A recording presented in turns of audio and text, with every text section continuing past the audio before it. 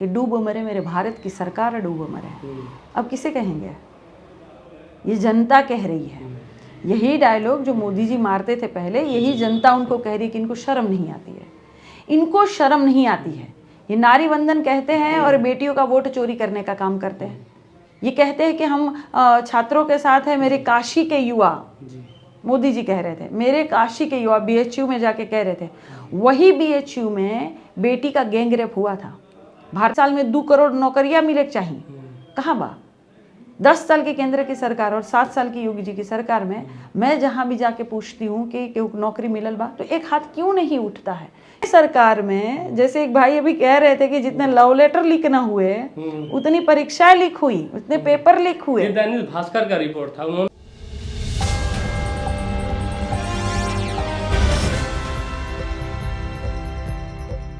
Follow करके देखिए, चुनाव में लगभग पेज आपका फॉलो करके देखिए। 2022 का जो मैं चुनाव लड़ी उसके पहले से देखिए, सारी पोस्ट डेट वाइज मिलेगी। कौन से डेट में आपको ज्यादा लंबा गैप दिखा वो मुझे बताइएगा। इस इंटरव्यू के बाद जरूर मेरे संज्ञान में वो बातें मुझे बताइएगा कि इतना बड़ा गैप लंबा हो गया। कहाँ लंबा गैप हो गया? घोसी का अगर चुनाव की प्रचार करने गई थी तब मैं यहाँ नहीं होंगी। मैं मध्य प्रदेश का चुनाव प्रचार करने गई थी तब मैं यहाँ नहीं हो सकती हूँ, और वो भी पार्टी के काम से गई थी। मुझे कोई ऐसे जगह पर भेजा जाएगा जो पार्टी की मैं सिपाही हूँ और ऐसी जगह स्टार प्रचारक बनकर गई थी, तब मैं अपने क्षेत्र में नहीं हो सकती हूँ। अन्यथा अपने क्षेत्र में ही लगातार। क्यों? क्योंकि मेरा ससुराल है। बेटी अपना ससुराल छोड़कर कहाँ जाएगी? कहा जाता है कि बेटी की डोली मैके से उठती है और ससुराल से अर्थी उठती है। ताउम्र जिंदगी भर बेटियां ससुराल में ही रहती है, सजाती है, संवारती है। मैं अपने ससुराल में हूँ। तो ससुराल में है एक ससुर जी हैं, संजय निषाद जी, वो कहते हैं वो हमारे समाज की नहीं है, वो एक्सेप्ट नहीं करते हैं, इसलिए जो हमारा निषाद समाज है उनको एक्सेप्ट न करे, वो बरगलाने का काम करती हैं। ऐसा आपने सुना है? ये मेरे समाज के लोग तय करेंगे, मेरे परम आदरणीय समाज के लोग ही ये तय करेंगे कि उनकी बातों में कितनी सच्चाई है। तो संजय निषाद के लिए क्या कहेंगे इस तरीके से जो उलूल जुलूल बयाने दे देते हैं? ससुर जी है, आशीर्वाद देंगे हमें, सदैव आशीर्वाद दिया है, आगे भी देंगे।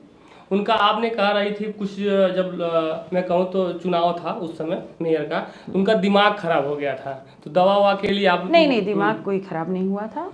मैंने कहा था कि वो भर्ती थे तो एक डॉक्टर ने उनको गलत इंजेक्शन दिया था, तो वो डॉक्टर का दिमाग खराब था। ससुर जी ठीक है।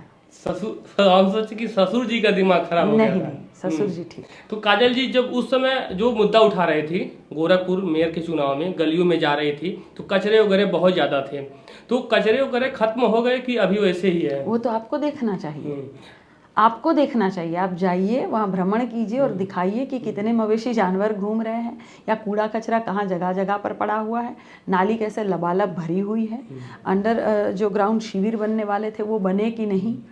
ये सारी चीज़ें आपको तय करनी है। दूसरी बात कि महापौर चुनाव जैसे ही बीता था उसके बाद ही न्यूज़पेपरों में आया था कि योगी जी ने कहा है कि 6 महीने में हम गोरखपुर को चकाचक करेंगे, तो इसके पहले नहीं तो था। रोड चौड़ीकरण हो रहा है, बीजेपी के लोग कह रहे हैं। नहीं, उन्होंने कहा 6 महीने में गोरखपुर को चकाचक करेंगे, तो इसके पूर्व नहीं था।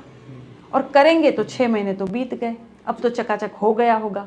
तो क्यों मैंने परसों नरसों ही बहुत सारे जानवरों को एक खेत में हलते हुए देखा है? क्यों मैंने अभी कुछ दिन पहले ही नालियां लबालब भरी पड़ी देखी? आप यहाँ आए हैं ना तारामंडल में, नीचे नाली दिखाइएगा जाते हुए, जरूर दिखाइएगा। काहे वो लबालब भरी हुई है, साफ हो जानी चाहिए। नगर निगम को चाहिए ना। हाँ बिल्कुल, तो वही तो मैं कह रही हूँ कि महापौर चुनाव बीता है, उसके बाद भी नगर निगम के अधिकारी काम नहीं कर रहे हैं। योगी जी भले बयान दे रहे हो कि 6 महीने में हम सुंदरीकरण करेंगे, साफ सफाई करेंगे, इसका पूर्व नहीं था। सांसद जी रहते हुए कई साल हो गए तो सुंदरीकरण नहीं था। सदर सांसद जो हैं रवि किशन जी, वो तो कहते हैं कि अब गोरखपुर में कई लाखों की फैक्ट्रियां आ रही है, कई लाख लोगों को रोजगार मिलेगा यहीं गीडा में, तो आप उनके बारे में क्या कह रहे हैं? बराबर। फर्टिलाइजर जो कारखाना है, खाद्य कारखाना, कितने लोग गोरखपुर के हैं जो वहाँ काम करते हैं? एक बार आप जरूर जाइएगा और पूछिएगा कि गोरखपुर के लोग जो है उनको मिला है रोजगार वहाँ से, या गोरखपुर के बाहर के लोगों को, यानी बाहर के राज्य के लोगों को मिला है। क्यों? इस राज्य में लोग जो है बेरोजगार नहीं है?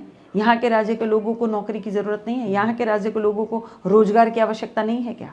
स्थानीय लोगों के रोजगार कितना परसेंटेज होना चाहिए, मतलब क्या मांग है? अरे 100% होना चाहिए, भारतीय जनता पार्टी की सरकार है सालों से, सदियों से यहाँ पे। अगर आप देखेंगे तो पार्षद से लेकर महापौर भारतीय जनता पार्टी, विधायक से लेकर सांसद भारतीय जनता पार्टी, अगर आप देखेंगे मुख्यमंत्री से प्रधानमंत्री भारतीय जनता पार्टी।